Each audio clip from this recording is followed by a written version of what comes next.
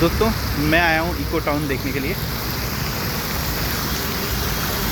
Eco town के अंदर एक पिक्चर है, वो 7 वंडर्स ऑफ वर्ल्ड।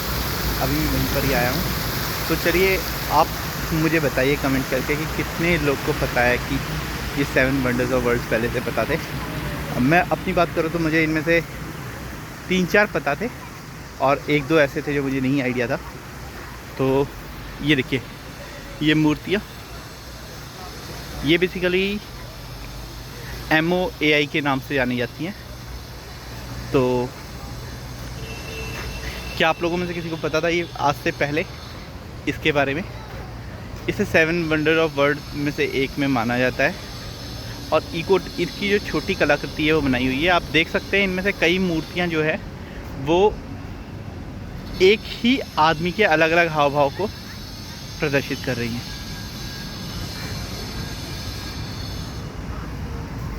यहाँ पर लिखा हुआ है इनके बारे में, इस आइलैंड में स्थित हैं और रानो डराकू एरिया ऑफ आइलैंड से बनाई थी ये मूर्तियाँ।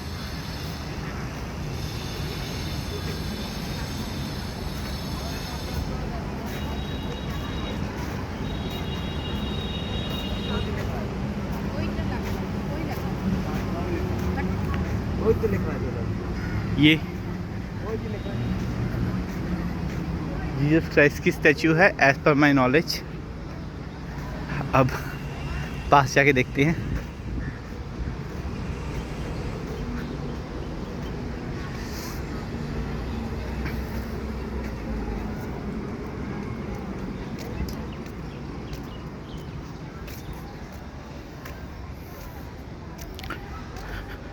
Christ the Redeemer statue.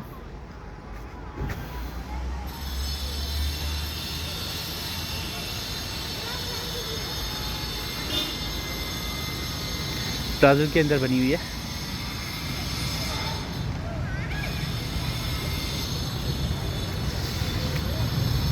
दो तीसरा है ये पेट्रा द जॉर्डन। ये बेसिकली मक्का के आसपास ही है, मतलब बहुत पास नहीं है परंतु उससे कुछ किलोमीटर की दूरी पर है ये, कुछ 100 किलोमीटर की दूरी पर। तो बेसिकली ये पेट्रा है, यहाँ पर मूर्ति पूजा हुआ करती थी और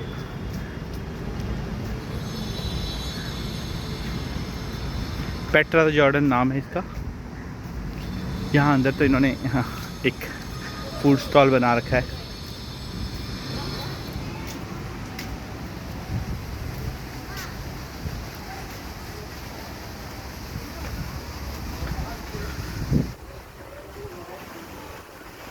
ये जो कलाकृतियाँ हैं ये खाली मतलब बाहर से ही नहीं है, आप इनके अंदर भी जाकर देख सकते हैं। एकदम एग्जैक्टली सेम टू सेम तो नहीं है परंतु कुछ है। और ये पेट्रा जॉर्डन बेसिकली सऊदी अरब के पास की एक जगह है।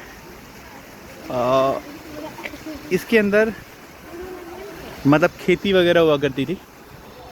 तो मतलब जैसे हम लोग सुनते हैं कि एक रेतीला मरुस्थल है सऊदी अरब, वैसा सीन यहाँ पर नहीं है। उसी को दिखाते हुए बनाया गया है। अंदर जो उनकी कलाकृतियाँ वगैरह थी उनको भी कुछ कुछ लेवल तक का कॉपी किया गया है।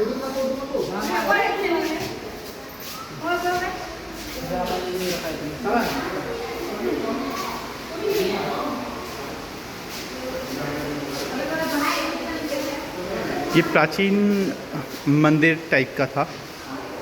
जो मूर्ति पूजा के बारे में बहुत ज़्यादा उल्लेख मिलते हैं वो मोस्ट प्रॉब्ली इन्हीं मूर्ति पूजा की वजह से मिलते हैं। यहाँ अलग अलग देवी देवताओं की फोटो बनी हुई है। वो गरुड़ जैसे देवी देवता, गरुड़ जैसे पक्षीराज।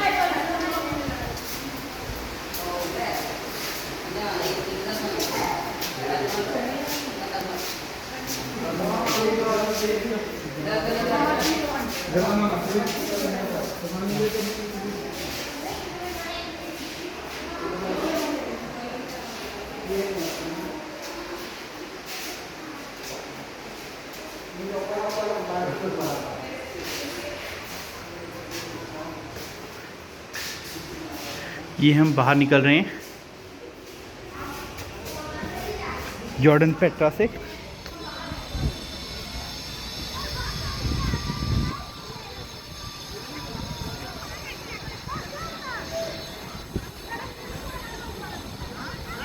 अब मैं जा रहा हूँ ताजमहल देखने। मेरी यहाँ आने की स्टोरी बेसिकली दोस्तों बहुत इंटरेस्टिंग है। इंटरेस्टिंग क्या, एक तरीके से मेरी मूर्खता से भरी हुई। मैंने टिकट करवाया था अगरतला से कोलकाता दिल्ली का, और उसका जब मैंने टिकट करवाया था उस वक्त मेरी दोनों के बीच में कनेक्टिंग फ़्लाइट थी और दोनों के बीच में 1 आवर का गैप था। तो I felt it's genuine, it's okay. लेकिन जब मैंने टिकट करवाया उसके कुछ दिनों बाद मेरे को मैसेज आया कि मेरी जो टाइमिंग्स हैं वो चेंज हो गई हैं। मैंने उस पर ध्यान नहीं दिया और उसे क्लिक कर लिया, ओके कर लिया, एक्सेप्ट कर लिया। बाद में मुझे पता लगा कि जो इन्होंने दूसरी फ़्लाइट दी है वो 23 आवर्स के गैप में दी है। 23 आवर्स के गैप में देने का नतीजा ये रहा कि मेरे लिए मुझे कोलकाता के अंदर ऑलमोस्ट मतलब अगर रात का टाइम निकाल भी लिया जाए तो भी कम से कम 17-18 घंटे रुकना ही है। मतलब 12-13 घंटे एटलीस्ट। तो अब मैं यहाँ पर निकला हूँ यार कोलकाता को विज़िट करने के लिए, और उसमें मेरे को समझ में लगा ये इको टाउन बस स्टैंड से 17-18 मिनट की दूरी पे है, और यहाँ आपको 7 वंडर ऑफ वर्ल्ड देखने को मिल जाएंगे। तो अब मैं आया हूँ ताजमहल देखने के लिए।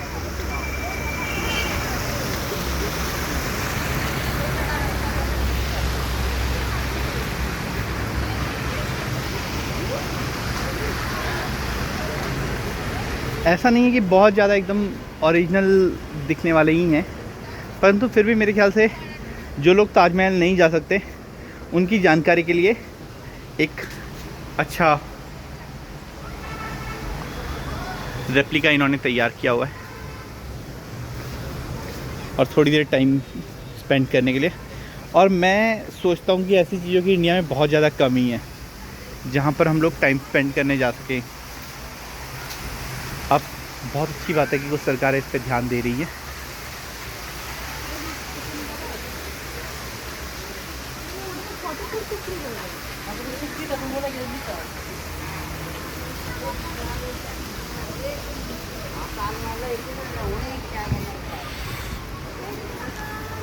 इसके अलावा सामने है वो कोलेजियम। बेसिकली ये सबसे बड़ा थिएटर हुआ करता था ग्रीस एम्पायर के दौरान और ग्रीक्स का, और वो है ग्रेट वॉल ऑफ चाइना। तो ये थे basically 7 wonders of the world जो कि इको टाउन के अंदर थे। तो ये हम ताजमहल देख चुके हैं, वो ग्रेट वॉल ऑफ चाइना है। Great wall of China basically नाम वॉल है, बट ओरिजिनली इसे बनाया गया था ट्रेड रूट को सिक्योर करने के लिए। ये जो आपको बीच बीच में दिख रहा है वो अलग अलग मीन्स वो चौकियाँ हुआ करती थी वहाँ पर। तो बेसिकली ये चौकियाँ बना रखी हैं बीच बीच में। तो इन चौकियों के अंदर सैनिक तैनात रहते थे।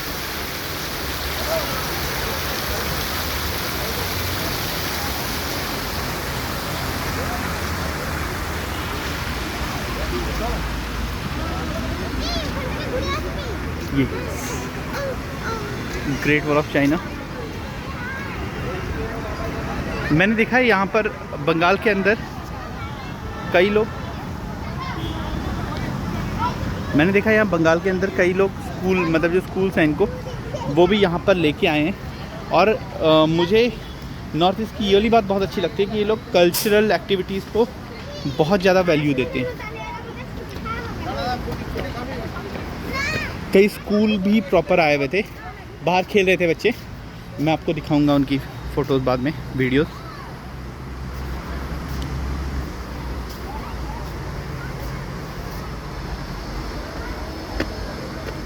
ये हम लोग ग्रेट वॉल ऑफ चाइना पे चढ़ रहे हैं बेसिकली। ये देखिए जो मैं चौकियाँ आपको बोल रहा था, इनके अंदर सैनिक बैठे रहते थे और आक्रमणकारियों से बचाने के लिए ही बेसिकली ये ग्रेट वॉल ऑफ चाइना का निर्माण हुआ था। इसके अलावा कोलेजियम है। तो इसी के साथ 7 वंडर ऑफ वर्ल्ड पूरा हुआ। इसके साथ मैं साइन ऑफ करता हूँ। धन्यवाद।